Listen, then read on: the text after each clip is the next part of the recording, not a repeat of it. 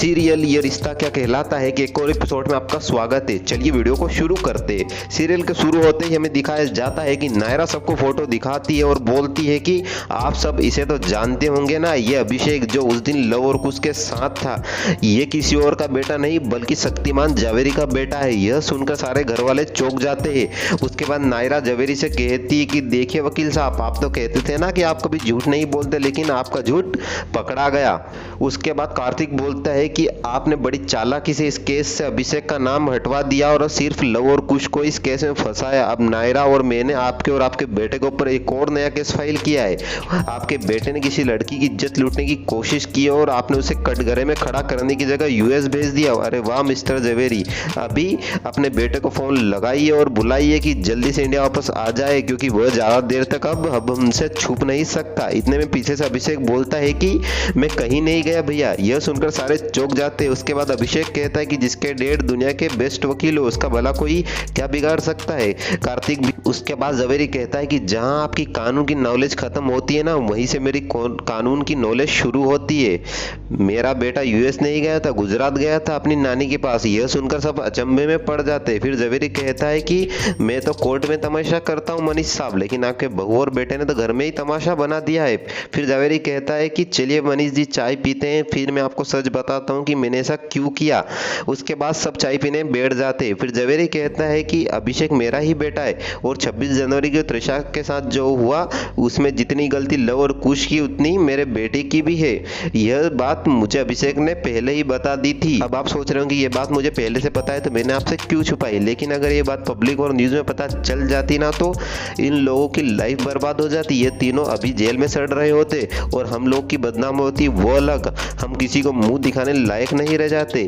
अभिषेक को मैंने बुलाया यहाँ पर इसलिए था ताकि वो आप सबसे माफी मांग सके, लेकिन यहाँ तो आपके बहू और बेटे ने अलग ही सीन बना दिया।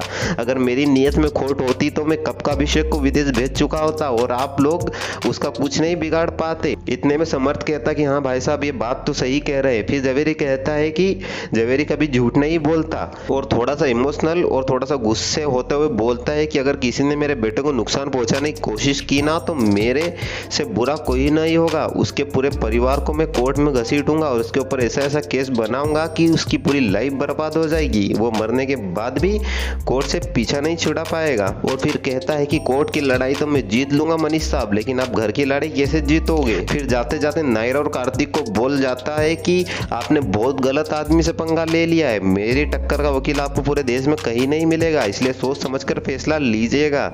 यह कहकर जवेरी वहां से चला जाता है और नायरा और कार्तिक देखते ही रहे। उसके बाद मनीष पुलिस से कहता है कि लव और कुश को तो कोर्ट ने बरी कर दिया है, इसलिए अब आप उन्हें अरेस्ट नहीं कर सकते, इसलिए आप यहाँ से चले जाइए। इसके बाद पुलिस वहां से चली जाती है। इधर मनीष बहुत ज्यादा गुस्से में कार्तिक और नायरा पर चिल्ला रहा होता है और चिल्लाकर वहां से चला जाता है। मनीष जा ही रहा होता है कि पीछे से कार्तिक चिल्लाते हुए जाता है कि पापा। इतने में मनीष कहता है कि कोई बताएगा मुझे क्या हो रहा है यहाँ। फिर कार्तिक बोलता है कि पापा वह। इतने में फिर मनीष बोलता है कि मुझे ये उम्मीद नहीं थी तुमसे कार्तिक, तुम्हें इतना भी याद नहीं कि ये परिवार तुम्हारा है, हम सब तुम्हारे हैं। फिर कार्तिक बोलता है कि सच का साथ देने में अपना और पराया नहीं देखा जाता पापा। फिर मनीष कहता है कि तुमने सच को नहीं नायरा को चुना है कार्तिक, और हमेशा से उसे ही चुनते आए हो। नायरा के आगे तुम्हें कुछ नहीं दिखता, नायरा के लिए अपने परिवार के खिलाफ हो जाते हो, हम तो तुम्हारे कुछ लगते ही नहीं है। फिर कार्तिक बोलता है कि नहीं पापा, मैं नायरा के साथ नहीं हूँ, मैं तो सिर्फ सच के साथ हूँ।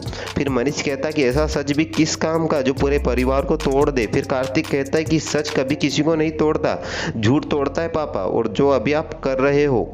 नायरा और मैं तो आप सबको बचाना चाहते हैं। फिर मनीष कहता है कि बड़ी बड़ी बातें करना बहुत अलग बात होती है, लेकिन परिवार को साथ में लेकर चलना बहुत अलग बात होती है। फिर कार्तिक कहता है कि हम यही फर्क तो मिटाना चाहते हैं पापा, और हमारा अगला स्टैंड भी वही होगा जो हमने आपसे कहा है। इतना सुनकर मनीष गुस्से में चिल्लाता है कि यह सब तुम्हारे दिमाग में किसने भरा है कार्तिक, नायरा ने। और तुम्हें यह सब तो समझ में आ गया, लेकिन यह समझ नहीं आया कि लव और कुछ तुम्हारे छोटे भाई है, उनके लिए तुम्हारा भी कोई फर्ज बनता है। और तुम्हें यह भी याद नहीं और तुम्हें यह भूलना भी नहीं चाहिए कि लव कुश से बढ़कर अखिलेश ने तुम्हें प्यार किया है और तुम्हारे लिए कई बार बड़े बड़े सेक्रीफाइस किए और कई बार तुम्हें अखिलेश ने जेल जाने से बचाया है। फिर कार्तिक कहता है कि पापा आप कौन सी बात से जोड़ रहे हो। अखिलेश कहता है कि यही बात तो मैं भी कहना चाहता हूँ कि यह बात कब की खत्म हो चुकी होती है अगर नायरा उस दिन पुलिस में लव और कुछ की कंप्लेन नहीं करती। लेकिन तुम तो उसे नहीं समझाओगे, अगर मर्द हो तो जाकर उसे समझाओ। अपनी पत्नी को बोलो कि अपनी जीत छोड़ दे और इस परिवार को ना तोड़। उसके बाद कार्तिक बोलता है कि नहीं नायरा ये नहीं सुनेगी।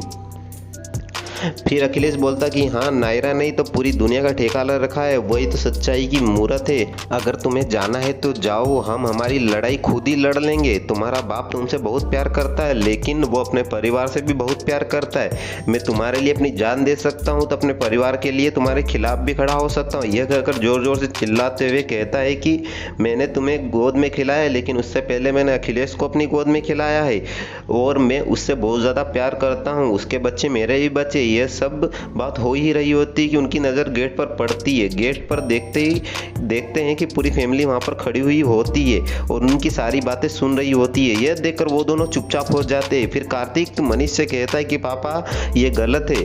फिर कार्तिक कहता है कि मैं आपको गलत करने से रोक नहीं सकता लेकिन मैं ये देख भी नहीं सकता पापा। फिर मनीष गुस्से में कहता है कार्तिक से कि फिर निकल जाओ मेरे घर से। यह सुनकर तो सारे घर वालों के पैर के नीचे से जमीन ही खिसक जाती है, वह सब मनीष को देखते ही रह जाते हैं। फिर मनीष कहता है कि कार्तिक निकल जाओ मेरे घर से और अपनी बीवी को भी ले जाओ जिससे हमारे तौर तरीकों से दिक्कत है। यह सुनकर नायरा बहुत ज़्यादा रोने लग जाती। फिर कार्तिक मनीष के पैर छूता और बोलता है कि आशीर्वाद दीजिए पापा, आपने हमें घर से निकाला, दिल से तो नहीं, बस इसी के सहारे हम जी लेंगे। यह कहकर वो नायरा के पास जाता है और कहता है कि चलो नायरा। फिर नायरा कहती है कि रुको मैं अभी कायरव को लेकर आती हूँ। यह देखकर सुभाषिनी बहुत ज़्यादा रोने लग जाती है। इसके बाद कार्तिक नायरा को बोलता है कि ठीक है मैं भी तुम्हारे संग चलता हूँ।